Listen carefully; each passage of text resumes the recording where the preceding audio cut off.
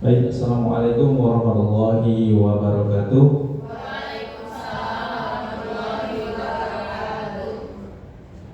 Selamat pagi, salam sejahtera untuk kita semua. Nama budaya Tabiun. Kepada yang kami hormati, ibu-ibu rekan kami, guru SMA Negeri 1 Terbanggi Besar, kepada yang saya hormati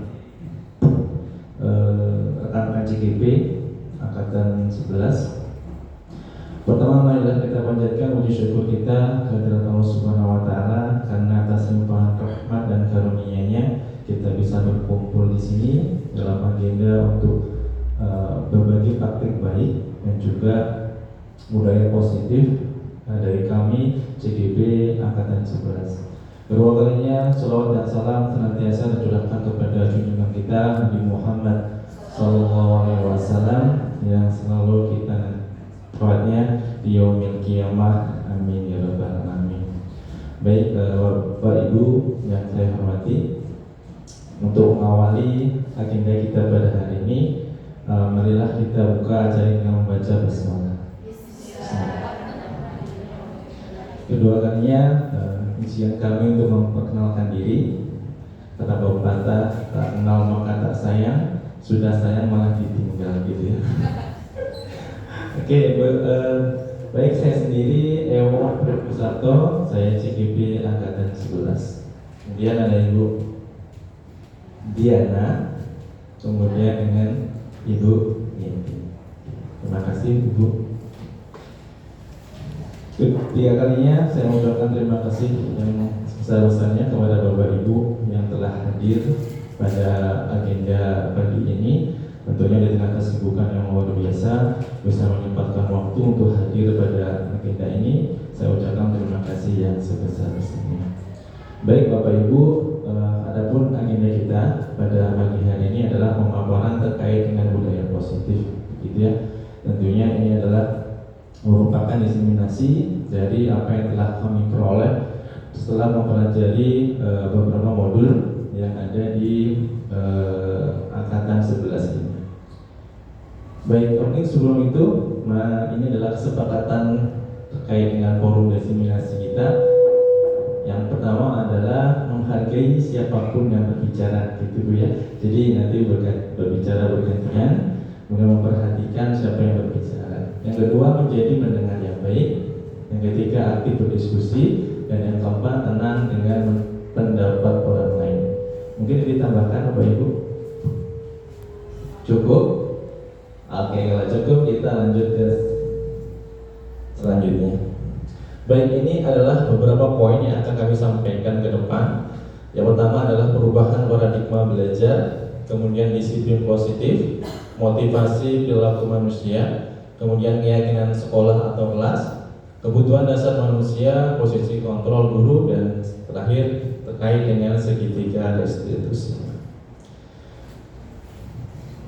Baik, yang pertama terkait dengan pembelajaran dengan paradigma baru. Mungkin ini bukan hal yang baru lagi untuk kita Bapak Ibu sekalian, karena notabene kita merupakan sekolah penggerak angkatan pertama. Jadi paradigma ini mungkin sudah bau dengan kita, sudah kita kenal, sudah kita pahami mungkin, walaupun belum terlalu paham betul gitu ya. Makanya kita di sini untuk mengulang kembali, kita refresh kembali terkait dengan paradigma yang baru ini. Pembelajaran dengan paradigma baru merupakan pembelajaran yang dirancang berdasarkan prinsip pembelajaran berdiferensiasi, sehingga para peserta didik belajar sesuai kebutuhannya berdasarkan tahap perkembangan sesuai teori psikologi modern, yaitu mewujudkan profil pelajar Pancasila. Oke, dari paradigma ini sebenarnya intinya adalah kita yang pertama bisa berfokus atau menghamba kepada siswa atau menghamba kepada anak, berpusat kepada anak. Itu yang menjadi paradigma perubahan baru kita. Mungkin yang dulu Bapak Ibu yang sering kita lakukan adalah kita lebih ke teacher center gitu ya.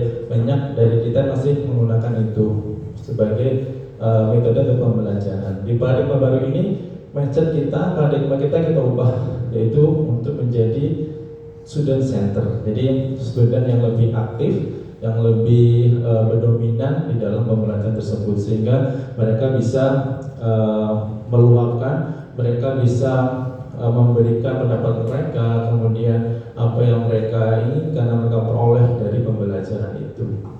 Kemudian dengan berdiferensiasi.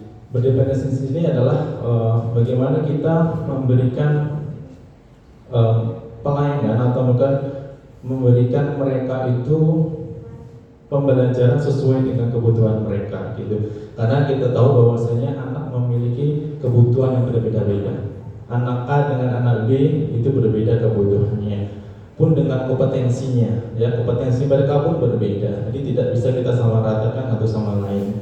Mungkin Gozan dengan Adit ya itu mungkin beda gitu ya. Si Gozan lebih aktif, kemudian si Adit kurang aktif. Itu tugas kita untuk bisa memberikan pembelajaran yang bervariasi. Kemudian mungkin terkait juga dengan learning style atau mungkin gaya belajar gitu ya Bapak Ibu. Anak-anak itu mempunyai gaya belajar yang berbeda. Jadi juga tugas kita bagaimana mengemas sebuah pembelajaran yang di situ bisa memenuhi semua kebutuhan mereka, baik itu kompetensinya, baik itu gaya belajar dan lain sebagainya. Tentunya ini juga bukan tugas yang mudah untuk kita Bapak Ibu. Perlu effort yang luar biasa, perlu waktu, perlu pemahaman dan perlu kerja keras kita untuk bisa menciptakan sebuah pembelajaran yang bervariasi. Tapi tentunya kita di sini kita sama-sama kita satukan paradigma kita bahwasanya kita memang harus berubah. Kita memang harus berubah untuk bisa menjadikan profil pelajar Pancasila. Selanjutnya terkait dengan perubahan paradigma dari stimulus respon menjadi teori kontrol. Yang pertama realita atau kebutuhan kita sama. Mungkin mindset ini harus kita ubah, pandangan itu harus kita ubah bahwasanya ternyata menurut teori kontrol itu kebutuhan kita memang berbeda, gitu Bapak Ibu. Jadi kita lebih ke fokus kepada murid. Murid ini ternyata berbeda kebutuhannya. Itu harus kita ubah. Kita tidak bisa mensamaratakan setiap anak karena dia punya karakter, punya kebutuhan yang berbeda-beda. Kemudian yang kedua, semua orang melihat hal yang sama. Ya, itu memang juga harus kita ubah. Kita juga ubah bahwasanya setiap orang memiliki gambaran yang berbeda, sudut pandang yang berbeda, perspektif yang berbeda. Antara si A dan B itu guru satu dengan lain juga punya pandangan berbeda. Pun dengan anak gitu ya. Anak juga punya pandangan yang berbeda terkait dengan pemahaman mereka. Kemudian selanjutnya mencoba mengubah orang lain berpandangan sama dengan kita. Nah, ini seperti agak egois gitu ya, kita untuk mencoba untuk mengubah orang itu sesuai dengan pandangan sama dengan kita, karena dia tadi disebutkan bahwasanya mereka punya pandangan yang berbeda. Apa yang harus kita lakukan menurut teori kontrol adalah kita harus berusaha memahami pandangan orang lain tentang dunia. Orang itu pandangannya seperti ini ya. Pandangan kita, sehingga di situ kita perlu memahaminya semua bisa terkontrol dengan baik. Kemudian perilaku buruk dilihat sebagai suatu kesalahan gitu. Kita menyadari bahwasanya memang kesalahan itu hal wajar ya Bapak Ibu dilakukan oleh anak. Maka yang harus kita lakukan adalah mengubah pandangan itu bahwa semua perilaku itu memiliki tujuan. Kenapa anak ini bisa melakukan hal seperti ini? Yaitu perlu kita gali lagi. Ternyata dia juga punya tujuan. Ternyata dia ada alasan untuk melakukan itu. Kenapa? Kalau kamu melakukan itu dan lain sebagainya. Nah, itu perlu kita gali lagi. Tidak bisa kita itu menjadikan anak itu berpandang bahwa dia gagal.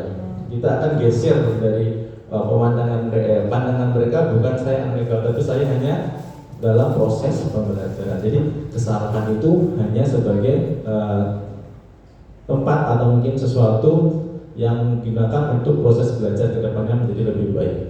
Kemudian orang lain bisa mengontrol saya, gitu. Kita juga harus kita tahu bahwasanya tidak ada yang bisa mengontrol kita kecuali diri kita sendiri, gitu.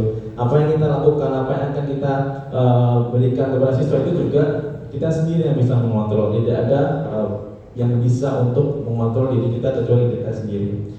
Kemudian saya bisa mengontrol orang lain, itu kebalikannya ya. Kita tidak bisa namanya mengontrol, karena ya kontrol itulah jadi diri kita sendiri. Orang itu ya akan mengontrol dirinya sendiri, bukan kita. Meskipun dalam suatu saat kita mungkin melakukan sesuatu karena sebuah kepaksaan harus mengikuti gitu ya. Tapi sebenarnya dalam real ya kita tidak bisa mengontrol orang lain. Kemudian pemaksaan ada pada saat bujukan itu gagal, gitu Bapak Ibu. Ketika sudah membujuk orang untuk bisa misalnya ikut dengan kita, mengikuti pandangan kita, kalau kita paksa, itu harus kita ubah. Dengan apa?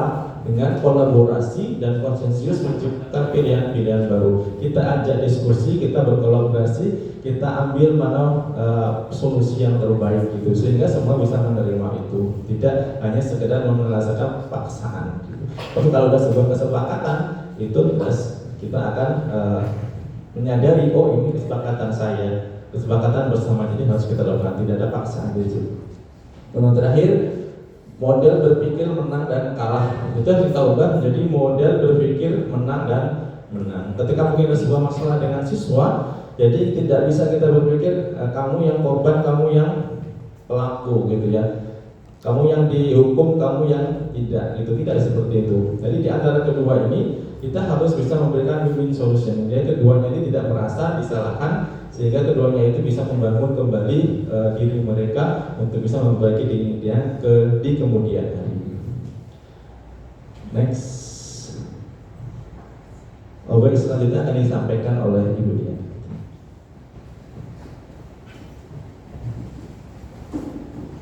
Baiklah, terima kasih Pak Ero atas waktu dan kesempatannya. Semangat pagi, ibu-ibu semua. Kayaknya kurang semangat ya. Kalau saya bilang semangat pagi, pagi, yes, pagi, yes. Jadi kan biar lebih bersemangat gitu. Semangat pagi, ibu-ibu hebat semua. Pagi, yes. Terima kasih. Selanjutnya saya akan melanjutkan untuk diseminasi budaya positif di sini. Selanjutnya adalah disiplin positif. Sebelum kita masuk ke sesi disiplin positif, ini ada ice breaking dulu ya, mengendurkan urat-urat syarat, jadi supaya lebih rileks. Di sini kita bisa dengan senyum sejenak selama 30 detik. Bisa dimulai ibu-ibu semua? Kayaknya senyumnya manis-manis semua ini. Kita mulai ya. 1, 2, 3, senyum.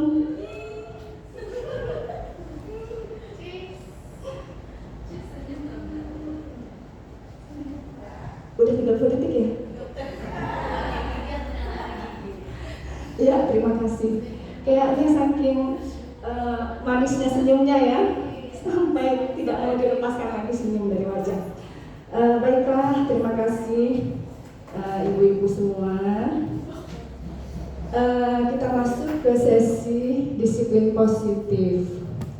Disiplin positif ini lebih ke pengertian dari disiplin positif ini sendiri, lebih ke arah disiplin diri yang dapat mengontrol diri dalam melakukan segala tindakan. Artinya untuk mendisiplinkan untuk kegiatan disiplin itu sendiri, kita bisa mulai dari diri kita ya. Jadi sebagai pendidik ya, kita sebagai pendidik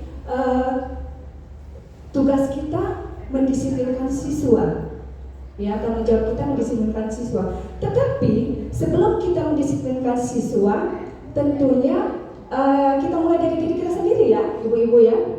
Jadi kita memberi contoh lah ya kepada siswa-siswa kita sesuai dengan filosofi KHD ya, semboyan KHD ing arso suntulodo, artinya di depan kita memberi contoh yang baik. Kalau kita sudah memberi contoh yang baik, insya Allah siswa-siswa kita akan mengikuti teladan kita ya, positif kita. Nah baiklah, selanjutnya disiplin berasal dari kata disiplina yang artinya belajar. Disiplin mengacu pada disiplin diri yang memiliki tanggung jawab terhadap apa yang dilakukannya berdasarkan nilai-nilai yang diyakini.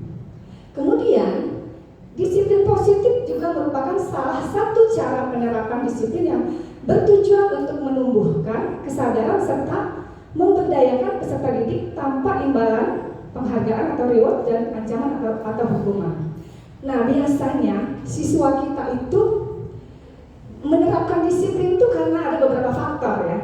Di antaranya menghindari ketidaknyamanan atau seperti kayak hukuman atau ancaman. Kadang kan kita tanpa kita sadari kita sebagai guru sering mengancam ya anak-anak, kalau terlambat begini konsekuensinya, mengerjakan tugas begini kan konsekuensinya, sehingga mereka itu disiplin karena tadi menghindari ketidaknyamanan daripada dihukum, daripada mungkin terintimidasi ya, lebih baik melakukan atau menerapkan disiplin. Yang kedua karena reward atau imbalan. Jadi, nak, kalau kamu mengerjakan tugas tepat waktu, nilainya lebih tinggi dibandingkan dengan yang telat, gitu kan? Jadi motivasi dari murid-murid itu untuk menerapkan disiplin itu karena imbalan tadi, reward tadi, ya. Dan seharusnya yang positifnya adalah disiplin dari diri itu kan karena kesadaran diri sendiri, ya. Kesadaran dari diri sendiri, artinya di sini mereka itu memiliki tanggung jawab terhadap dirinya sendiri. Jadi mereka itu menerapkan disiplin itu karena mereka ingin, ya, karena mereka ingin memiliki keinginan, ya, sesuai dengan keinginan mereka.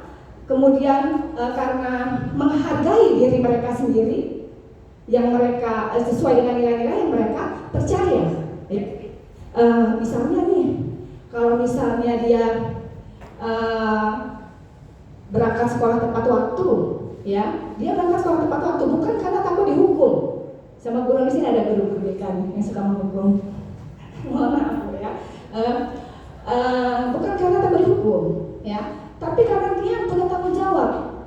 Wah, nanti saya tertinggal pelajaran. Artinya kan dia punya tanggung jawab terhadap dirinya sendiri, ya. Nah, selanjutnya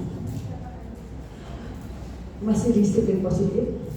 Sebagai pendidik, ya, tujuan kita adalah menciptakan peserta didik yang memiliki disiplin diri sehingga mereka berperilaku mengacu kepada nilai-nilai kebajikan universal dan memiliki motivasi intrinsik dalam perubahan perilaku ke arah yang lebih baik. Jadi tujuan kita ini menciptakan peserta didik yang memiliki disiplin diri, ya, yang mengacu pada nilai-nilai universal, nilai-nilai umum yang seharusnya mereka miliki. Dan motivasi itu adalah motivasi intrinsik dalam diri mereka sendiri karena mereka ingin sesuai dengan keinginan mereka, bukan karena paksaan atau bukan karena imbalan. Tuh, ya. Jadi itu motivasi intrinsik itulah yang harusnya ditanamkan kepada siswa-siswa kita sehingga mereka memiliki tanggung jawab terhadap dirinya sendiri. Kemudian disiplin diri dapat membuat murid-murid memahami dan menyadari berdasarkan motivasi internal, bukan akibat paksaan, pujian ataupun hukuman seperti yang saya katakan tadi. Karena mereka menginginkan itu, memiliki tanggung jawab, ya. Mereka lebih menghargai diri mereka sendiri, ya, menghargai diri mereka sendiri sesuai dengan nilai-nilai yang mereka percaya. Nah, nilai-nilai seperti apa sih, ya, yang harusnya ditanamkan ke dalam diri murid-murid kita, ya, sesuai dalam kita kurikulum Merdeka kan nilai-nilai yang sesuai dengan profil pelajar Pancasila, ya, ada 6 karakter yang harus kita tumbuhkan di dalam diri siswa-siswa kita. Yang pertama, beriman, bertakwa kepada Tuhan yang Maha Esa dan berakhlak mulia, ya. Sebagai contoh, setiap zuhur kan sholat, ya, siswa-siswa kita. Itu atas keinginan mereka sendiri, bukan karena dipaksa, ya. Karena mereka meyakini kalau itu adalah kewajiban sebagai muslim. Sholat itu memang sudah kewajiban, bukan karena takut ditegur, ya, takut karena dipaksa dan sebagainya. Kemudian nilai mandiri. Nah, mandiri tadi siswa punya tanggung jawab. Misalnya dia berangkat sekolah lebih pagi karena dia takut tertinggal pelajaran, itu karena dia mandiri. Kemudian berkebinekaan global. Berkebinekaan global artinya siswa kita ini bisa bersaing, ya, dengan dunia luar, kemudian bergotong royong, mempunyai nilai kolaborasi, ya, kemudian kreatif dalam arti mereka bisa inovatif ya dalam pembelajaran, dan bernalar kritis. Nalar kritis inilah yang dibutuhkan agar siswa-siswa kita bisa memiliki prestasi, ya, baik di bidang akademik dan non akademik. Nah, balik lagi ke disiplin positif, saya mau tanya nih, kita saling sharing ya, ibu-ibu semua ya, kita saling sharing, mungkin berbagi pengalaman.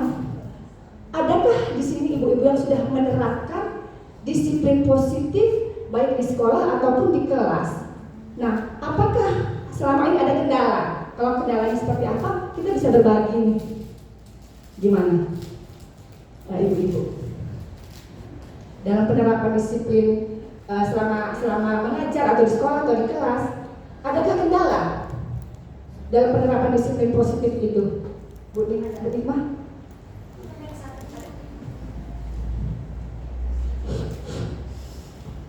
Terima kasih Bu kesempatan. Untuk menerapkan nilai-nilai profil pelajar Pancasila selama mungkin pembelajaran saya di kelas, itu kendalanya banyak sekali, apalagi untuk di kelas 10 ya.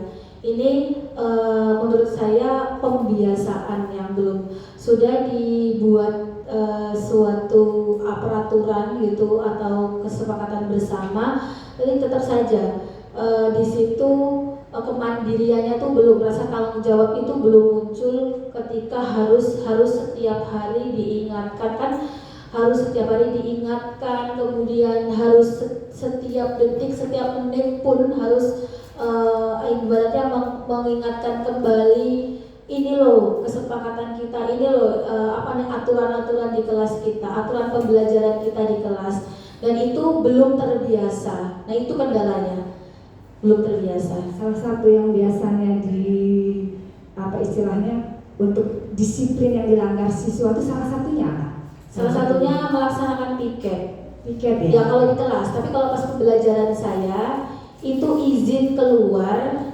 tetapi tidak bertanggung jawab, mampir-mampir Bu. Itu izinnya ke toilet ya Bu ya? Itu masih ada terus selama pembelajaran saya seperti itu. Nah, itu tidak dibolehkan, tapi izinnya ke kamar mandi kadang harus bingung gitu lah, harus bingung lagi. Maksudnya bingung gitu. Nah, kayak tadi nih saya mengalami tahunya anaknya ke kantin. Tapi untuk karena saya lihat lewat jendela, jadi saya kan nggak mungkin anak yang 36 ini saya tinggal untuk menghampiri yang 2 anak tadi ini. Seperti itu. Nah, ini kendalanya adalah di situ, meninggalkan 36 untuk nyamperin yang 2. Nanti yang 36 ini bagaimana? Nah, ketika 2 anak ini dipanggil langsung nyamperin, diingatkan kembali seperti ini. Oke, berapa menit kemudian mulai lagi seperti itu. Nah, itu karena belum ada rasa tanggung jawab di diri mereka sendiri. Seperti itu. Terima kasih Bu. Ya, jadi intinya kesadaran itu yang nggak ada ya Bu ya? Iya. Dari siswa. Belum terbiasa itu ya. Baik ibu-ibu, dari pengalaman yang sudah dijabarkan oleh Bu Nikmah, pengalaman selama penerapan disiplin di kelas Bu Nikmah, adakah ibu-ibu yang memiliki solusi? Kira-kira gimana nih supaya anak-anak itu bisa memiliki tanggung jawab karena kesadaran mereka sendiri, bukan karena takut diancam atau ditegur guru, dimarah atau reward dan sebagainya. Gimana ibu-ibu? Apakah ada yang bisa berbagi solusi? Tadi itu yaitu saya sedikit mengancam gitu, karena memang selama ini saya belum bisa menerapkan tanpa mengancam atau paksaan itu. Kalau kamu tidak masuk, tidak akan saya izinkan masuk sepanjang sampai gitu. Jadi tetap saja itu ada ancaman, saya ada. Jadi intinya mereka itu disiplinnya sebentar ya, berubahnya sebentar. Setelah itu nanti kembali lagi. Gimana rekan-rekan yang lain? Mungkin Ibu Nisa yang sudah berpengalaman, udah CGP yang sudah bukan CGP lagi, C-nya udah hilang, udah guru penggerak nih. Gimana nih solusinya kira-kira dalam menghadapi kasus seperti ini? Baik, terima kasih Bu atas kesempatan dan waktunya. Tadi kan yang dilakukan oleh Bu Nikmah adalah yang pertama mengancam ya Bu ya, mengancam siswa tersebut gitu. Nah, tapi dengan ancaman itu siswa itu memang takut hanya sebentar, tapi untuk kelanjutannya mereka masih melakukan lagi dan lagi. Nah, kalau sesuai dengan yang saya dapat itu ya mohon koreksi juga ya Bu Pak kalau misalnya nanti salah. Itu kita lakukan yang namanya segitiga restitusi. Betul. Segitiga restitusi itu kita adanya pertanyaan seperti mengidentifikasi dengan pertanyaan-pertanyaan berbobot, kemudian nanti sampai di akhir itu ada dan jawaban dari siswa tersebutlah yang menjadi solusi. Sebenarnya solusi itu ada di diri siswa tersebut. Hanya saja kita butuh namanya kayak pancingan dengan pertanyaan berbobot yang ada di segitiga restitusi tersebut. Seperti itu yang saya dapatkan. Kalau nanti kurang, mohon ditambahkan ya Bu Agrina ya. Nanti kalau misalnya kurang. Baik, terima kasih Bu. Terima kasih Bu Hoironisa. Kita kasih plusnya dulu buat Bu Hoironisa dan Bu Nikmah. Selanjutnya apakah ada lagi ibu-ibu yang lain bisa memberikan kontribusi? Ya, baiklah. Jadi dengan menerapkan segitiga restitusi ya Bu ya. Untuk segitiga restitusi nanti kita ada lagi penjabarannya setelah ini. Baiklah. Untuk disiplin positif sudah saya jabarkan. Selanjutnya kita masuk ke motivasi perilaku manusia yang akan dijabarkan oleh Ibu Yenti. Pada Ibu Yenti saya persilahkan.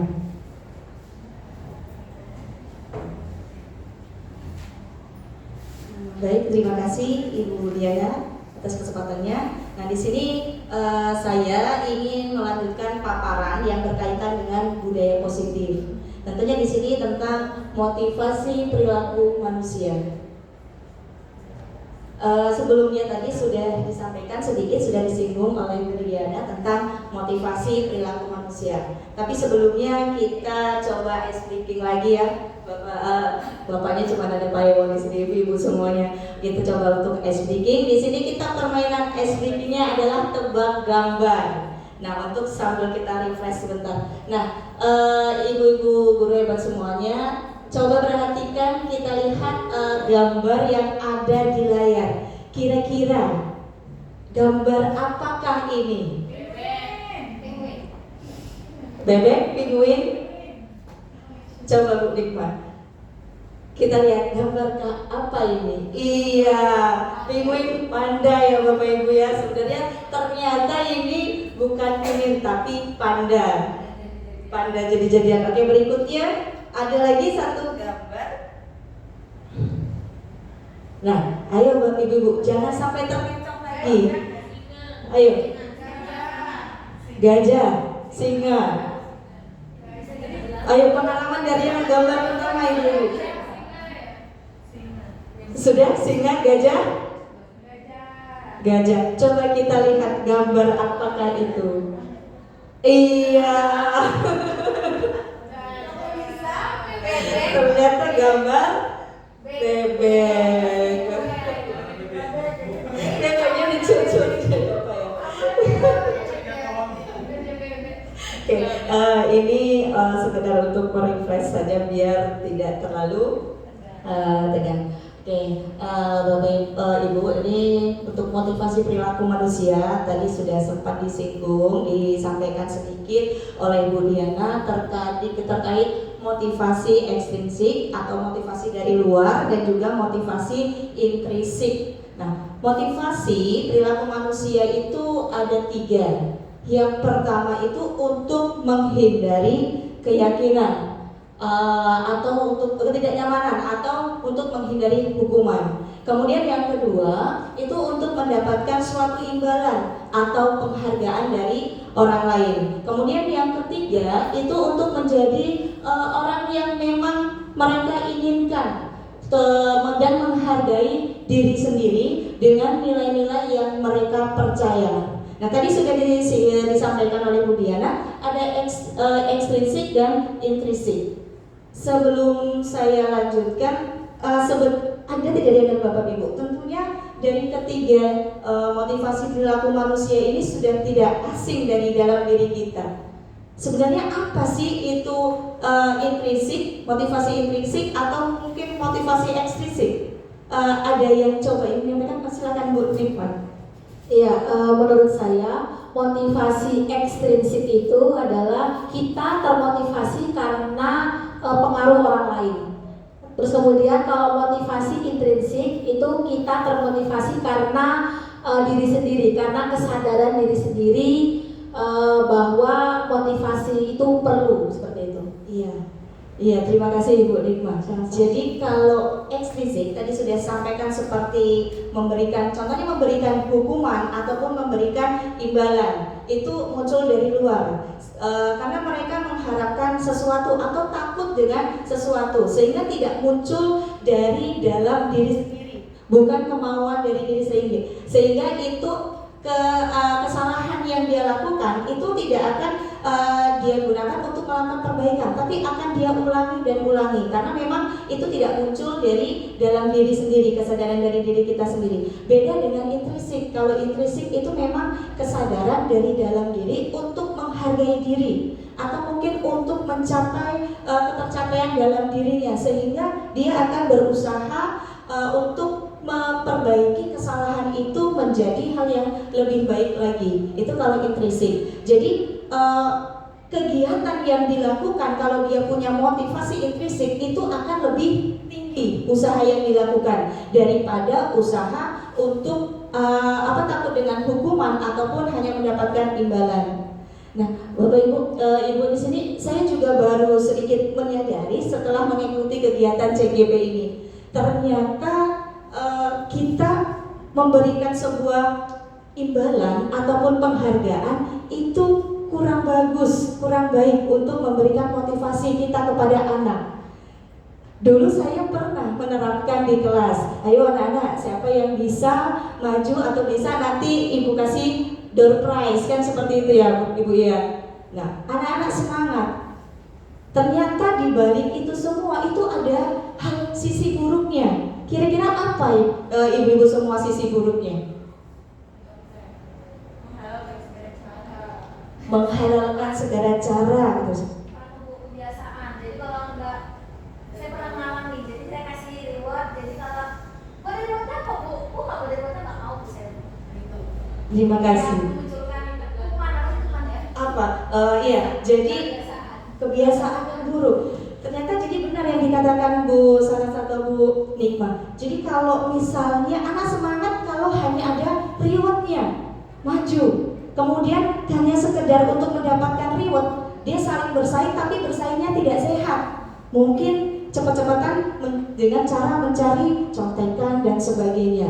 Kemudian dengan adanya reward, kalau saat kita tidak memberikan hadiah atau imbalan atau sebuah penghargaan, itu mereka jadi bermalas-malasan, tidak mau lagi untuk melakukan yang usaha yang terbaik. Tapi beda kalau misalnya ekstrinsik, karena di intrinsik, kalau di intrinsik ini memang dia ingin menghargai diri sendiri dengan nilai-nilai yang mereka percaya. Jadi usaha-usaha yang dilakukan memang tumbuh dari kesadaran diri sendiri. Maka kesalahan itu tidak akan pernah terulang. Lanjut Bu Nikma. Oke, nah untuk yang pertama nih, untuk menghindari ketidaknyamanan atau hukuman. Nah ini adalah level terendah dari motivasi perilaku manusia. Biasanya kalau kita anak memiliki motivasi karena ketidaknyamanan, biasanya akan timbul pertanyaan di dalam diri. Apa yang akan terjadi apabila saya tidak melakukannya? Nah, jadi pertanyaan itu berarti menunjukkan dia takut kira-kira kalau saya tidak mengerjakan tugas nanti saya tidak diizinkan masuk kelas. Kalau tidak mengerjakan tugas nanti saya dihukum mungkin untuk lari dan sebagainya. Itu kalau memiliki motivasi menghindari ketidaknyamanan. Nah sebenarnya mereka dalam kondisi ini sedang menghindari permasalahan yang mungkin muncul dan berpengaruh pada mereka secara fisik, psikologis maupun tidak terpenuhi kebutuhan mereka. Maka mereka itu akan mengulangi lagi kesalahan yang sama. Berikutnya, nah kalau yang kedua ada motivasi untuk mendapatkan imbalan atau penghargaan. Nah ini levelnya satu tingkat lebih atas daripada motivasi yang pertama. Kalau peserta didik kita memiliki motivasi karena hanya sebuah penghargaan, maka akan timbul di dalam pertanyaan, di dalam hatinya, kira-kira nanti apa ya yang akan saya dapatkan apabila saya melakukannya. Jadi di sini nih bayangannya bukan karena saya ingin benar-benar bisa, karena saya ingin benar-benar menguasai, tapi yang ada di dalam benak pikiran tuh nanti hadiah apa ya yang saya dapatkan. Apakah saya dapat mungkin dapat jajanan atau mungkin saya dapat atau apa. Nah itu kalau untuk motivasi yang kedua. Kemudian yang ketiga, next, yaitu untuk menjadi orang yang mereka inginkan dan menghindari diri sendiri dengan nilai-nilai yang mereka percaya. Nah ini adalah motivasi yang tertinggi. Ini motivasi yang terbaik untuk kita tanamkan di dalam diri peserta didik kita dan juga dalam diri kita tentunya ya Ibu ya. Nah dengan motivasi ini maka siswa itu akan muncul pertanyaan. Orang di dalam pertanyaan itu nanti gini, saya akan menjadi orang yang seperti apa jika saya melakukannya. Jadi bukan apa yang akan terjadi, bukan apa yang akan saya dapatkan, tapi dia memikirkan masa depannya. Kalau saya melakukannya, saya akan menjadi seperti apa? Artinya dia memikirkan jangka panjang untuk masa depannya. Nah, di sini mereka melakukan sesuatu karena memang ada nilai-nilai yang diyakini di dalam diri mereka dan memang mereka menghargai, sehingga mereka itu akan melakukannya dengan untuk secara sungguh-sungguh. Jadi motivasi, jika peserta didik memiliki motivasi ini, maka akan dapat menerapkan budaya positif di lingkungan sekolah kita maupun di lingkungan kelas kita. Jadi ibu-ibu semua, kita coba untuk mulai bagaimana kita bisa menerapkan atau bisa memunculkan motivasi di dalam diri peserta didik kita agar mereka itu benar-benar memiliki motivasi perilaku yang timbul dari dalam diri sendiri. Jadi kalau misalnya seperti ini, contohnya ini, saat kita mengajar di kelas dan mungkin tiba-tiba kita ada keperluan, mungkin ada wali murid datang, kita dipanggil untuk menemui, saat kita tinggal siswa kita sebentar. Kalau mereka itu punya motivasi intrinsik, jadi kelas itu akan tetap berjalan sebagaimana mestinya. Jadi anak akan terus tetap bertanggung jawab. Mereka punya tanggung jawab terhadap dirinya dan juga kondisi kelas. Jadi berbeda kalau memang hanya memiliki motivasi ekstrisik. Saat kita tinggal sebentar, anak sudah kemana-mana ya Bapak Ibu ya. Anak-anak sudah kemana-mana, mungkin sudah gadgetnya yang dibuka atau bermain game dan sebagainya. Jadi marilah kita semua belajar bagaimana cara kita bisa menerapkan motivasi intrinsik di dalam diri peserta didik. Nah, untuk motivasi perilaku ini ada 3 istilah. Tadi sudah disampaikan oleh Ibu Diana. Ada istilah hukuman, konsekuensi, dan juga restitusi. Kalau hukuman itu biasanya tidak terencana, artinya terjadi tiba-tiba. Misalnya begini, saat siswa itu datang terlambat, kemudian terlambat lama, kita pasti akan bertanya, kenapa kamu terlambat?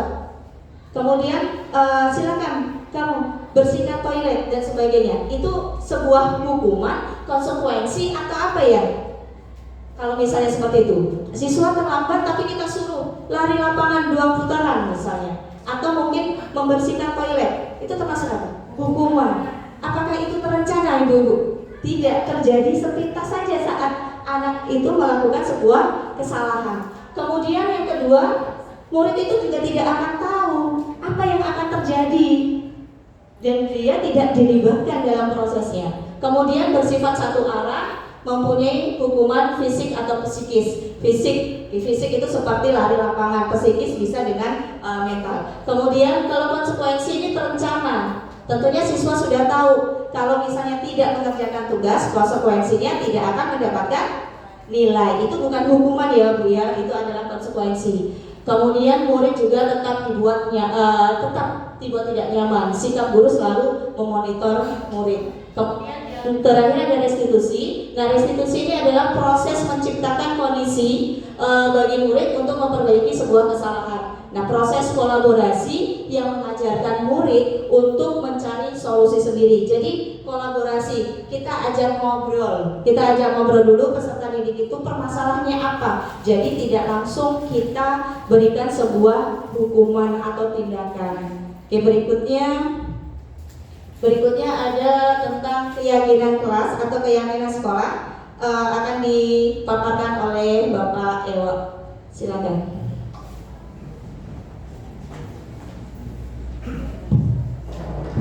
Masih semangat ya Bapak Ibu? Oke, masih semangat. Oke. Selanjutnya terkait dengan keyakinan sekolah atau keyakinan kelas. Mungkin ini sudah ya Bapak Ibu lakukan di kelasnya masing-masing. Coba next, Miss. Oke, keyakinan sekolah, guru berperan dalam mewujudkan terbentuknya keyakinan sekolah atau kelas dengan adanya kesepakatan antara guru dan murid. Jadi kesepakatan kelas ini merupakan hasil dari diskusi, hasil dari kolaborasi antara murid dengan guru, ya. Jadi murid pun dilibatkan di situ di dalam proses pembuatan kesepakatan kelas. Jadi tidak serta-merta hanya berasal dari gurunya saja. Next, Miss. Oke, mengapa keyakinan kelas? Mengapa bukan peraturan kelas? Mungkin kita sering mendengar keyakinan kelas, tidak peraturan kelas. Apa sih bedanya? Baik Bapak Ibu, keyakinan kelas di sini dia berasal itu dari kesepakatan atau keyakinan antara guru dengan siswanya. Sedangkan peraturan itu biasanya hanya berasal dari gurunya saja. Jadi kalau peraturan kelas itu sudah ada murid mengikuti aturan itu. Tapi kalau keyakinan itu adalah hasil dari diskusi, hasil dari kesepakatan antara anak dengan gurunya. Jadi seperti itu perbedaannya antara peraturan dan juga kesepakatan kelas. Oke, untuk apa sih ciri-cirinya? Kira-kira apa sih ciri-ciri dari kesepakatan kelas? Yang pertama bersifat abstrak. Dalam artian ini tidak rinci gitu ya, tidak rinci, tidak terlalu dibuat rinci, dan sehingga ini bersifat pernyataan-pernyataan yang universal saja, secara gambaran, secara umum atau pernyataan secara umum seperti itu. Dan yang kedua mudah diingat dan dipahami. Oleh karena itu kesepakatan kelas itu baiknya itu tidak usah terlalu banyak gitu ya. Itu tidak usah sampai 20 atau mungkin 30 gitu ya. Itu akan lupa anak-anak. Sehingga lebih idealnya ya sedikit saja sehingga lebih mudah untuk diingat dan dipahami oleh anak. Dan yang selanjutnya adalah sesuai dengan kondisi di kelas atau di lingkungan sekolah sehingga mudah diterapkan. Dalam menerapkan keyakinan itu harus melihat beberapa aspek yang di sini disebutkan kondisi kelas atau lingkungan sekolah. Sekiranya itu mendukung untuk dilaksanakan, maka bisa dilaksanakan. Sekiranya tidak bisa, ya kita tidak bisa memaksakan terkait dengan keyakinan yang kita pahami. Nah, ini adalah contoh dari keyakinan kelas, Bapak Ibu. Disebutkan ini mungkin dikasih dengan gambar-gambar ya, Bapak Ibu. Ini mungkin untuk anak-anak SD atau anak TK itu bisa diberikan gambar-gambar yang menarik gitu ya. Ini gambar terkait dengan bekerja sama menjaga kebersihan, saling peduli menghargai dan membantu sama lain dan lain sebagainya. Oke, ya lihat situ contoh misalnya setelah anggota kelas perlu. Nah, ini hanya simple aja Bapak Ibu ya, simple aja. Kira-kira terlalu banyak karena akan diingat dan dipahami anak dengan baik gitu ya. Contoh misalnya belajar. Setiap anggota kelas perlu belajar, senang, melakukan tugas, saling menghargai dan merasa aman. Nah, ini kesepakatan atau keyakinan kelas, tidak perlu terlalu banyak dan tidak perlu terlalu rinci. Next. Oke, next kebutuhan dasar disampaikan oleh Bu Diana. Baiklah, terima kasih. Masih semangat ibu-ibu semua? Kita ice breaking dulu ya, biar nggak ngantuk ya. Sedikit aja ice breaking supaya lebih fokus. Jadi ngikutin instruksi saya ya ibu-ibu. Jadi gini, judulnya ular, cacing, kemudian gajah sama semut. Kalau saya bilang ular kan bentuknya apa? Panjang ya. Ular kan panjang. Tapi ibu-ibu memperagakannya kecil. Ketika saya bilang cacing, ibu-ibu bilang kecil tapi memperagakan panjang. Selanjutnya gajah itu kan besar. Tapi pada saat saya bilang besar, ibu-ibu bilang besar tapi jangan memperagakan kecil, besar kecil ya. Selanjutnya untuk semut, semut kan dia ukurannya kecil ya, kecil, tapi ibu-ibu memperagakannya dengan besar ya, kecil gitu ya. Baiklah, kita mulai. Ular.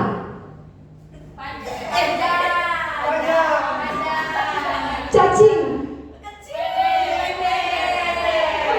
Masih bagus ini. Kemudian gajah.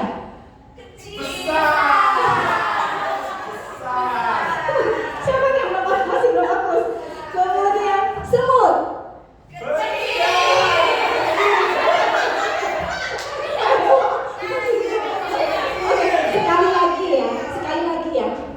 Sekali lagi kita lihat siapakah yang kira-kira masih belum fokus nih ya. Kita mulai. Gajah besar. Ya, sudah fokus. Kemudian semut kecil. Ya. Nggak fokus. Selanjutnya cacing.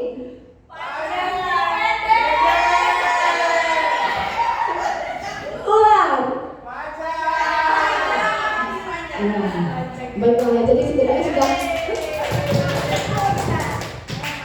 setidaknya sudah agak rileks lah, udah agak melek ya, kalau tadinya ngantuk ya. Walaupun sepertinya masih banyak yang masih kagak fokus ini, kayaknya ngantuk ini ya. Kita langsung lanjut aja ya ibu-ibu ya. Masih semangat kan? Masih. Semangat pagi semuanya? Pagi. Semangat pagi semuanya? Pagi. Yes. Baiklah ya. Kita masuk ke kebutuhan dasar manusia, ya. Kebutuhan dasar manusia adalah segala sesuatu yang kita lakukan untuk mendapatkan apa yang kita inginkan. Nah, di mana seluruh tindakan yang kita lakukan memiliki tujuan tertentu dan semua usaha terbaik yang kita lakukan adalah dalam rangka agar kebutuhan dasar kita terpenuhi dengan baik, ya. Selanjutnya, kalau dalam ekonomi kan kita sudah nggak asing dengan kebutuhan dasar manusia ya. Ada kebutuhan primer, sekunder, tersier. Kalau kebutuhan pokok yang harus dipenuhi itu adalah kebutuhan primer. Seperti contohnya apa aja primer? Sandang, ya, pangan, papan. Sekarang ini dalam pendidikan, kesehatan, keluarga, itu kan yang utama. Kemudian kalau kayak sekunder itu udah kebutuhan lengkap ya, lengkap seperti handphone. Tapi kayaknya sekarang kalau handphone itu udah jadi kebutuhan pokok itu biasanya. Handphone, televisi dan sebagainya ya. Kemudian tersier itu kebutuhan akan kemewahan. Kita langsung lanjut aja ya.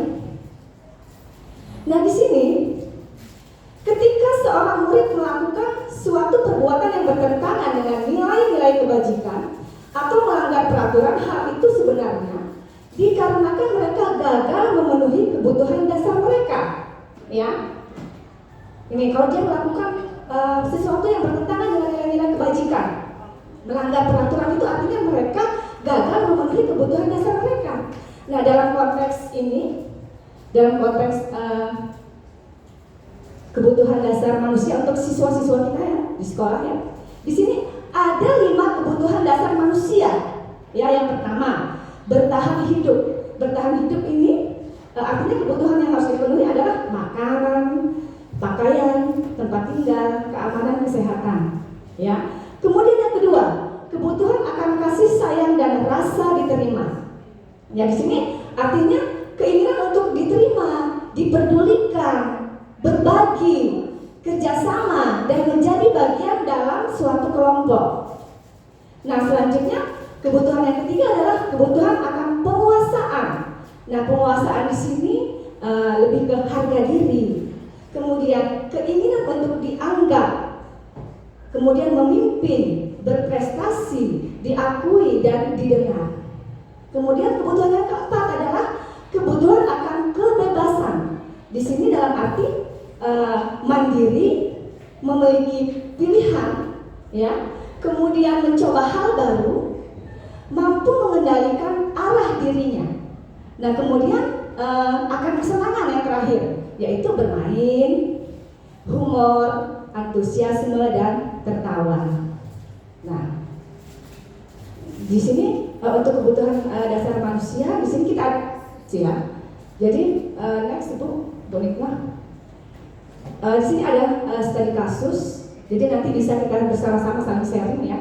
Di sini ada kasus Ibu Julaika, guru wali kelas 9H, sedang bingung menghadapi ulah salah satu muridnya di kelas, yaitu si Tommy. Ya, dalam hal ini beberapa anak kan tentang Tommy yang sering kali meminta bekal makan siang mereka dengan paksa. Nah, ini artinya dengan paksa itu kayak apa? Malak nege gitu ya. Karena dengan paksa ya. Kemudian jika Anda menghadapi situasi seperti Ibu Julaika, apa yang akan Anda lakukan? Menurut Anda, kira-kira apa alasan Tommy melakukan hal tersebut? Gimana ibu-ibu? Dari kasus ini tanggapan ibu-ibu untuk kasus Tommy ini?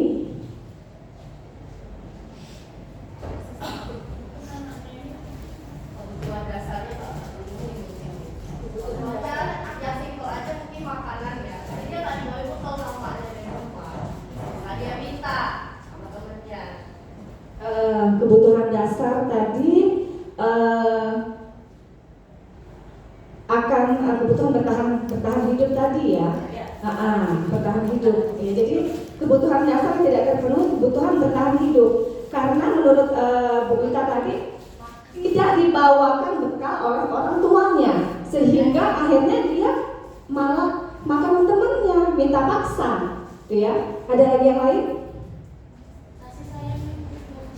Kasih sayang. Karena begini, ketika anak kekurangan kasih sayang oleh orang tua, sehingga mereka itu mencari perhatian kepada temannya dengan cara iseng jahilin temannya yang minta bekal, walaupun maksa itu dia ada kesenangannya, dia diperhatikan oleh teman-temannya. Oh, kamu yang minta bekal saya, bisa jadi seperti itu. Iya, jadi kebutuhan kedua yang tidak terpenuhi di sini adalah kasih sayang dan rasa diterima. Jadi artinya gini, dia cari perhatian, berusaha supaya ditegur, ya, cari alasan supaya ditegur dengan tadi meminta paksa makanan temannya. Jadi dengan dia ditegur guru dan mungkin orang tuanya akan dipanggil, mungkin tadi kekurangan kasih sayang juga ya di rumah ya, tuh ya. Mungkin ada yang broken home atau orang tuanya terlalu sibuk tidak memperhatikan. Jadi dia cari-cari masalah supaya ditegur. Nanti kan gurunya pasti manggil orang tuanya, kalau dia kebiasaan berulang-ulang kan pasti dipanggil kan orang tuanya.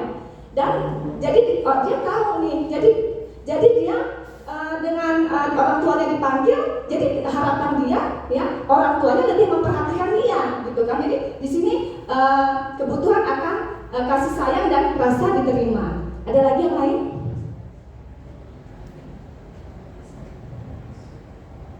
Yang lain?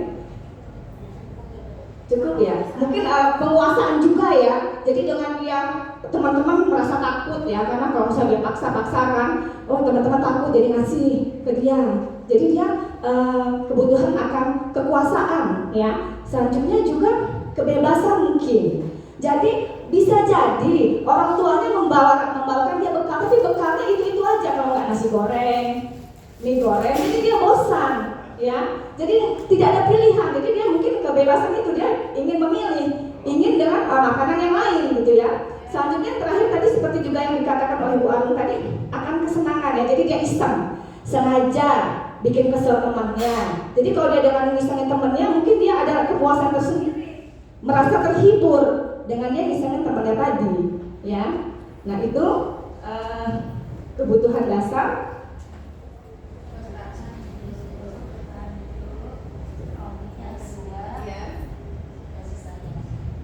Ini tadi ya, rasa kasih sayang tadi. Next.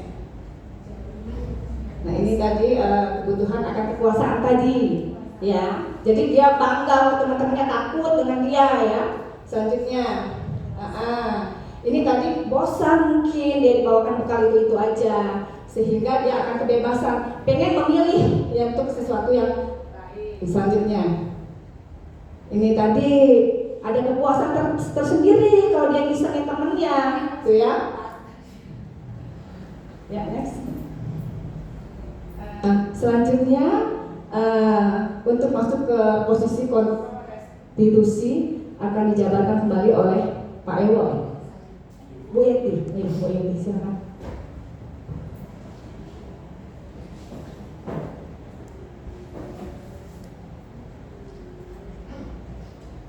Baik, untuk materi berikutnya itu adalah posisi posisi kontrol restitusi.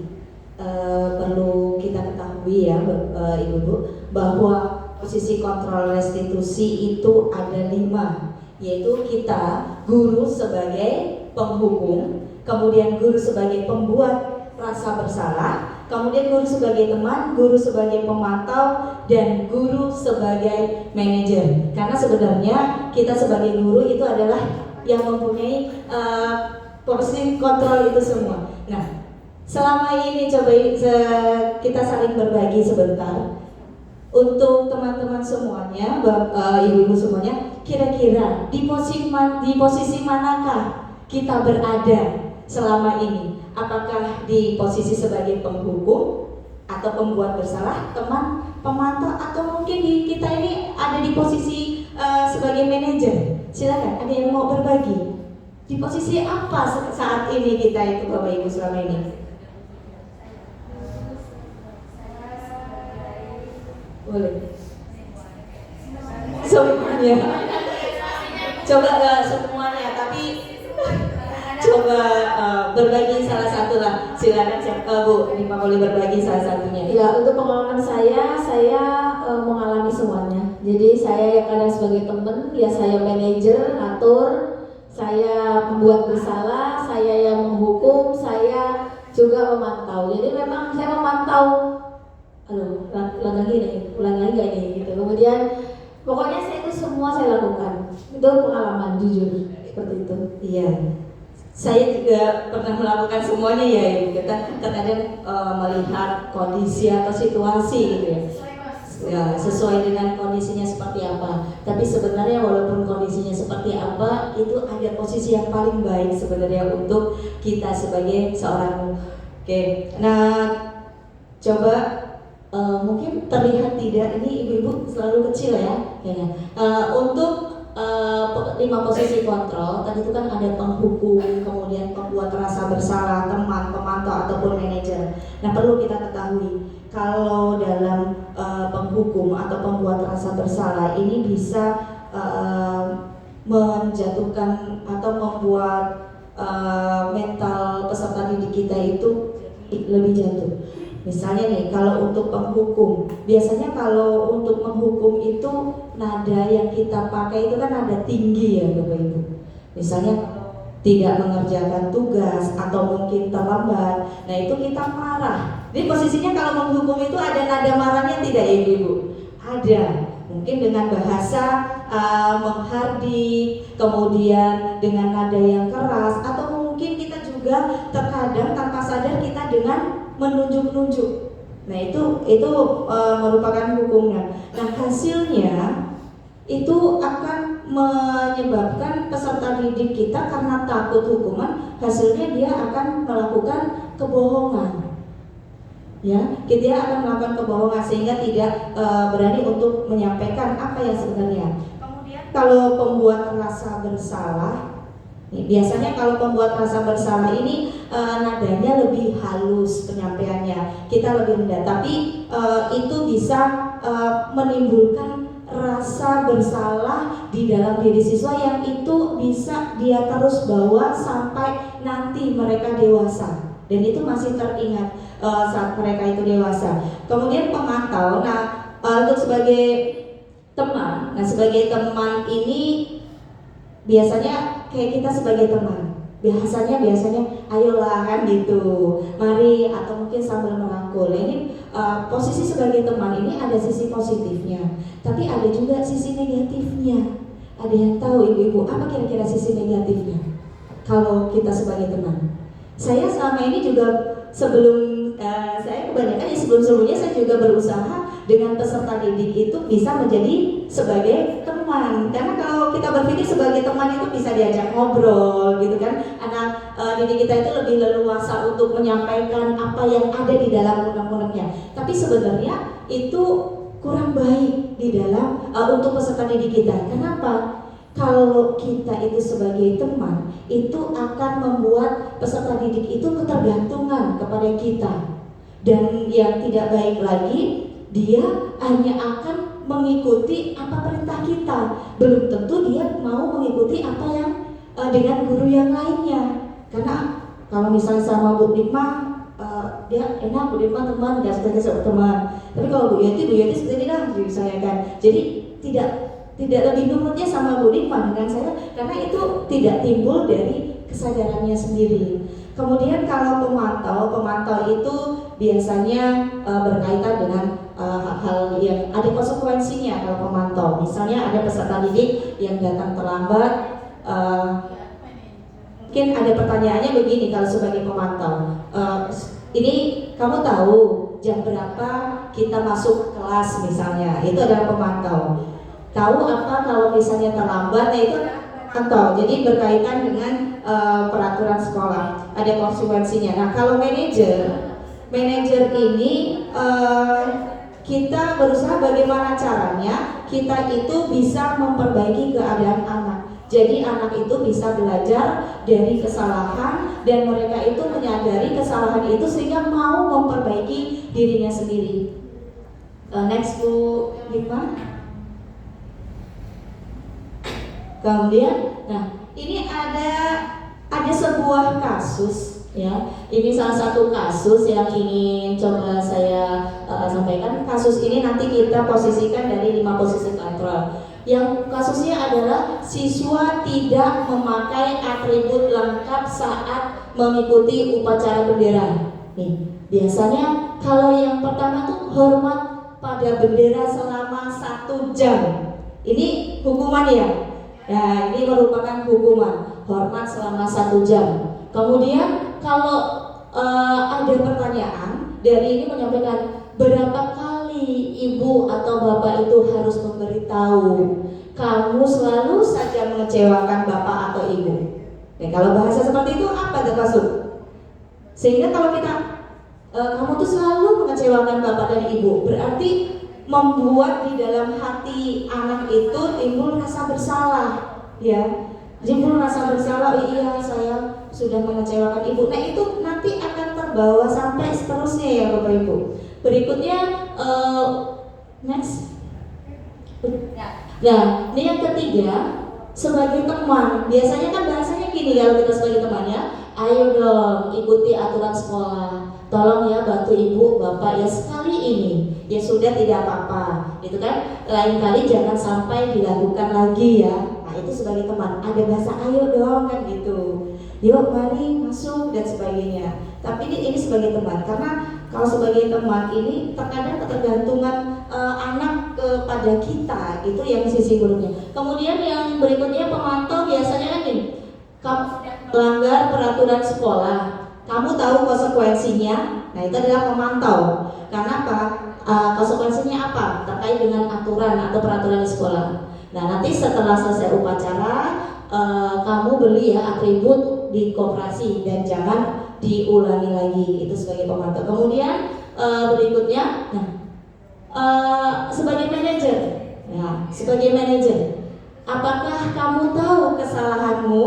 Nah gitu. Kemudian kira-kira kamu memperbaiki kesalahanmu. Jadi kalau sebagai manajer itu kita lebih berkolaborasi, kita lebih mengajak berbicara, kemudian membimbing atau mengarahkan, menuntun ya sesuai dengan keahlian kita, menuntun siswa agar siswa itu menyadari apa kesalahan yang ada pada diri dia sendiri. Jadi sadar bukan karena paksaan, sadar karena bukan suatu hukuman, tapi memang sadar dari dalam dirinya sendiri. Kalau misalnya memang sadar dari dalam diri, maka dia tidak akan mengulangi kesalahan itu lagi, tapi anak didik kita akan memperbaiki kesalahannya.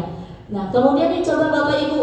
Nah, ini ada pertanyaan ya. Pertanyaan, kira-kira kalau saya kecewa sekali dengan kamu, ini termasuk posisi kalian? Iya, bukan Pak?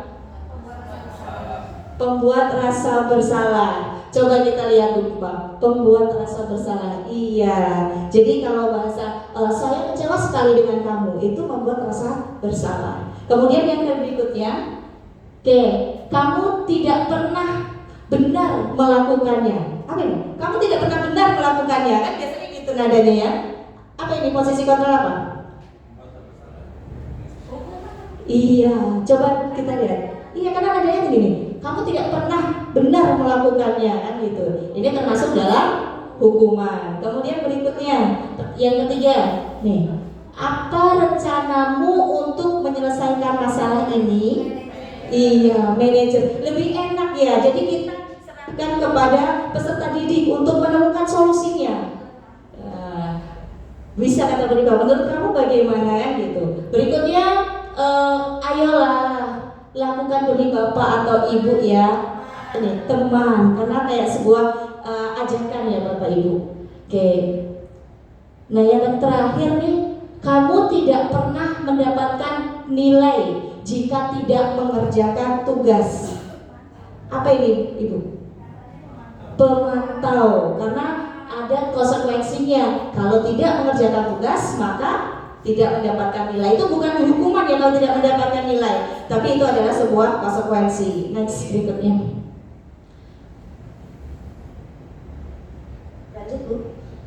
Nah, jadi Bapak Ibu, dari kelima posisi kontrol itu kita berusaha, marilah kita tempatkan diri kita sebagai seorang guru, sebagai seorang pendidik itu di posisi yang kelima, yaitu posisi manajer.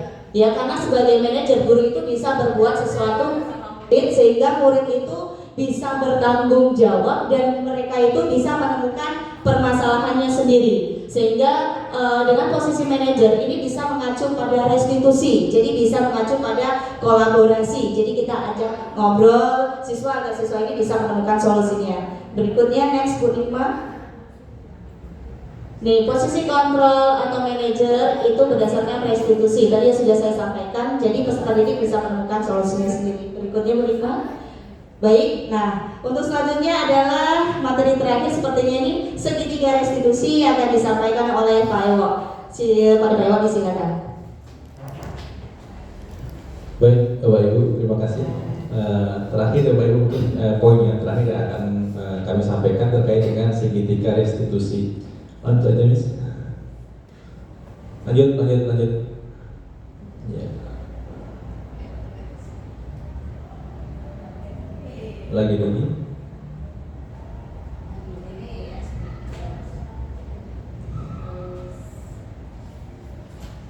Oke, kita ke segitiga restitusi. Sebenarnya apa sih restitusi itu? Restitusi adalah berusaha untuk menciptakan kondisi di mana anak itu ingin memperbaiki dirinya, gitu ya, sehingga dia itu bisa kembali lagi ke kelompoknya dengan karakter yang lebih kuat. Nantinya kita akan mencoba bagaimana kita membangun sebuah motivasi dalam dirinya, motivasi intrinsik tentunya, dan dimana itu akan membuat dia sadar, membuat dia merefleksi sehingga akan menjadi pribadi yang lebih kuat. Nah, ada 3 tahapan di sini Bapak Ibu terkait dengan segitiga restitusi. Yang pertama adalah menstabilkan identitas, kemudian memvalidasi salah, dan terakhir adalah menanyakan keyakinan kelas. Next ini. Yang pertama adalah menstabilkan identitas. Menstabilkan identitas dilakukan berdasarkan prinsip bahwa membuat kesalahan adalah bagian dari proses pembelajaran yang nantinya akan menggeser identitas gagal ke arah identitas yang sukses. Jadi kita tidak menjudge anak itu salah. Kamu salah itu tidak ya. Jadi proses ini adalah kita bagaimana kita itu membuat anak itu merasa bahwa oh ini sebenarnya hal yang wajar dilakukan sebuah kesalahan. kesalahan ini adalah proses dalam sebuah pembelajaran. Next, Miss. Oke, ini beberapa yang bisa kita berikan atau kita paparkan ke anak, kita berikan ke anak terkait dengan supaya menstabilkan dirinya, gitu ya, identitas mereka. Berbuat pada manusiawi, tidak ada manusia yang sempurna. Jadi dengan kita mengatakan seperti ini, dia akan merasa, oh ternyata saya ini dalam proses belajar, gitu. Saya akan lebih depannya. Jadi dia tidak merasa bersalah, tidak merasa menjadi pribadi yang gagal, gitu. Contoh lagi, kita masih bisa menyelesaikan permasalahan ini. Bapak atau ibu tidak tertarik untuk mencari tahu siapa yang benar, siapa yang salah, gitu ya. Bapak ibu tertarik untuk menyelesaikan masalah. Kalau kamu menyalahkan dirimu terus-menerus, apakah kamu bersikap baik pada dirimu sendiri? Nah, ini kata-kata seperti ini adalah membangun dirinya untuk lebih positif lagi. Jadi dia tidak merasa negatif, tidak merasa oh saya ini gagal, itu tidak. Maka dia akan berpikir oh saya ini dalam proses pembelajaran. Next, Miss. Nah, setelah dilakukan menstabilkan identitas, langkah selanjutnya adalah kita memvalidasi tindakan yang salah. Validasi tindakan yang salah dilakukan berdasarkan prinsip bahwa setiap perilaku berupaya memenuhi suatu kebutuhan tertentu, sehingga guru atau orang tua akan bergeser dari pemikiran stimulus respon menjadi proaktif, serta akan lebih mengenali dan mengakui kebutuhan murid atau anak. Tadi ada dijelaskan oleh Ibu Diana bahwasanya semua kesalahan atau mungkin pelanggaran anak itu bermula karena kebutuhan dasarnya tidak terpenuhi. Nah, sama seperti ini, kita pada hasil kesalahannya, apa kesalahannya? Pasti mereka itu punya alasan kalau melakukan itu. Pasti ada alasan di balik itu, apa yang mereka lakukan itu pasti ada alasannya. Next, Miss. Jadi mungkin beberapa hal yang bisa kita sampaikan ke anak. Yang pertama, mungkin kamu pasti punya alasan mengapa melakukannya. Apa yang penting bagi kamu? Kamu boleh tetap berusaha menjaga sikap itu, tapi tambahkan sikap yang orang lain, sikap lain yang baru. Maukah kamu belajar cara lain untuk mendapatkan yang kamu butuhkan tanpa harus memukul? Dan dari sini kita memvalidasi kesalahan dia, tapi di sini kita berusaha untuk menyadarkan bahwasanya semua itu butuh alasan, ada alasan mengapa anak itu melakukan itu. Dan yang terakhir, langkahnya adalah menanyakan keyakinan kelas. Menanyakan keyakinan kelas dilakukan dengan memberikan pertanyaan-pertanyaan bermakna kepada murid atau anak untuk memunculkan motivasi secara intrinsik sehingga mampu untuk mampu untuk mengaitkan keyakinannya dengan tindakan yang salah. Nah, ini proses terakhir yaitu menanyakan keyakinan kelasnya. Artinya menanyakan termasuk mencarikan solusi untuk dia. Kira-kira kalau kamu mau seperti itu apa solusinya? Nah, jadi dia akan berusaha untuk melihat ke depan. Apa sih saya mau jadi apa sih ke depan? Bagaimana sih saya memperbaiki ini? Jadi yang terakhir adalah menanyakan keyakinan kelasnya. Next, Miss. Oke, mungkin ini yang bisa disampaikan karena apa nilai yang kita percaya dari sekolah kita? Ini nilai apa yang telah kita sepakati? Kelas yang ideal itu seperti apa sih? Kamu ingin jadi anak seperti apa? Apa yang kamu rasakan ketika kamu melakukan itu? Kamu menjadi orang yang seperti apa? Nah, mungkin pertanyaan ini yang kita bisa berikan ke anak sehingga anak itu si dirinya tahu. Oh, keyakinannya seperti apa sih? Oh, seperti ini. Saya ingin jadi anak lebih baik lagi. Memperbaikinya gimana? Oh, saya tahu kesalahan sehingga saya bisa memperbaikinya. Nah, sehingga itu muncul sebuah motivasi intrinsik dalam dirinya. Dia tidak akan mengulanginya lagi, dia akan berusaha untuk tetap konsisten. Karena kalau motivasinya ekstrinsik, karena ada hukuman, karena lain sebagainya, dia akan lupa. Dia akan lupa, tidak akan konsisten. Tetapi kalau dia konsisten, dia akan memenuhi namanya motivasi intrinsik. Kalau memang itu dari diri dia, itu pasti dia akan tetap konsisten, dia akan tetap berpegang teguh itu sehingga kedepannya dia tidak akan mengulangi perbuatan itu lagi. Begitu Bapak Ibu, itulah proses dari segitiga restitusi. Untuk kesimpulan mungkin Ibu yang menyampaikan. Oke. Terima kasih Ibu. Baiklah, di akhir diskusi kita, jadi di sini bisa kita berikan kesimpulan. Intinya seorang guru yang baik harus menjalankan disiplin positif.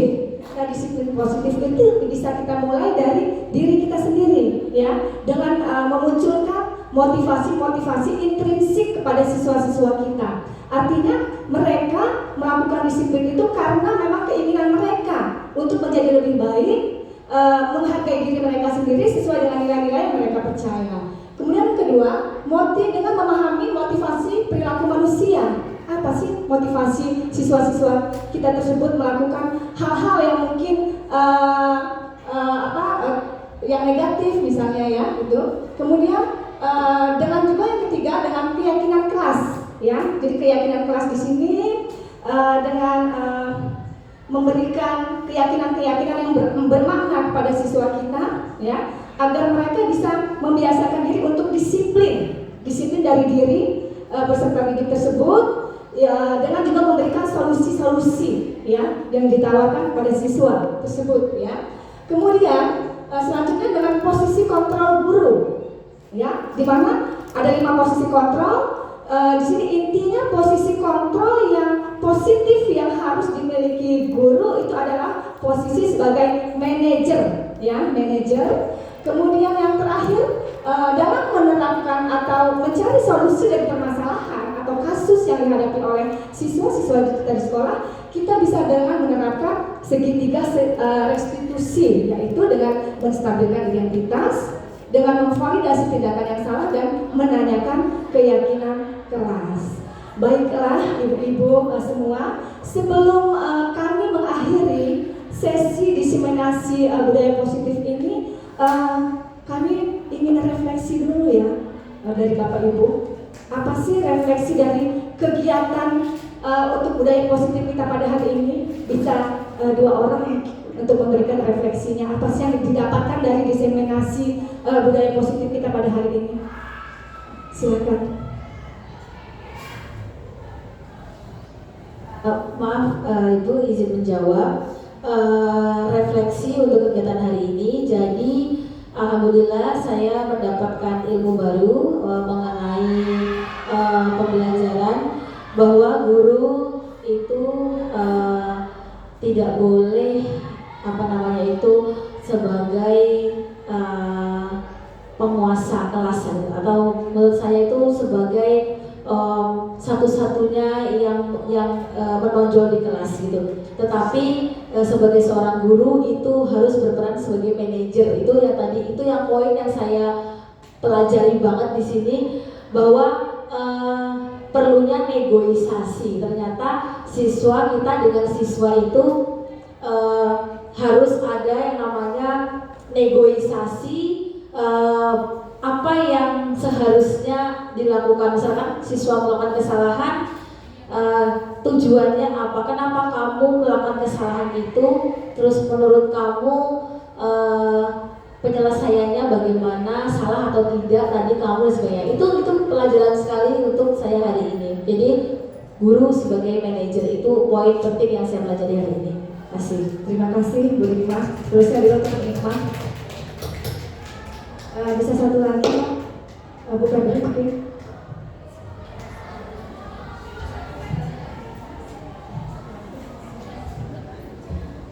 Oke, untuk refleksi dari saya sebagai guru ya, setelah mengikuti diskusi pada hari ini, yang pertama itu kalau yang sangat ini istilahnya membekas lah yang buat saya itu adalah kita sebagai guru boleh menjadi seorang teman, tapi jangan membuat siswa itu ketergantungan dengan kita seperti itu, karena memang rata-rata apalagi guru BK kan kami ini rata-rata kan ditakuti anak, dianggapnya polisi sekolah, sedangkan kami ini pengen mengakrab dengan mereka supaya ketika mereka mau mendaftar kuliah atau mungkin mereka mau konsultasi tentang permasalahannya, itu ke BK itu dengan leluasa, itu harapan kami. Tapi ketika kami mencoba mendekat dengan mereka, ternyata ya itu tadi mereka ketergantungan. Terus juga ada yang istilahnya seperti berlebihan lah. Jadi mereka itu benar-benar pokoknya apa-apa harus sama guru BK-nya, apa-apa harus sama guru BK-nya. Sedangkan hal seperti itu kan sebenarnya nggak baik untuk siswa seperti itu. Terus juga mungkin ini bisa jadi motivasi saya juga lah sebagai guru BK untuk nanti mungkin di disiplin positifnya, terus keyakinan kelas itu kan memang perlu buat kita untuk mengontrol siswa agar mereka tidak bertindak berlebihan. Seperti itu sih Bu dari saya. Terima kasih. Terima kasih Bu Febri. Baiklah, terima kasih refleksinya dari Bu Febri dan Bu Hikmah. Semoga diskusi kita pada siang hari ini bisa membuka wawasan kita ya sebagai guru, bisa untuk lebih menerapkan budaya-budaya positif kita di sekolah maupun di kelas kepada murid-murid kita. Selanjutnya saya ucapkan terima kasih kepada ibu-ibu yang sudah berpartisipasi meluangkan waktunya untuk kegiatan diseminasi budaya positif kita pada hari ini. Saya ucapkan terima kasih. Lebih kurangnya saya mohon maaf dan kepada Allah Subhanahu wa taala saya mohon ampun. Saya akhiri, wabillahi taufiq wal hidayah. Wassalamualaikum warahmatullahi wabarakatuh.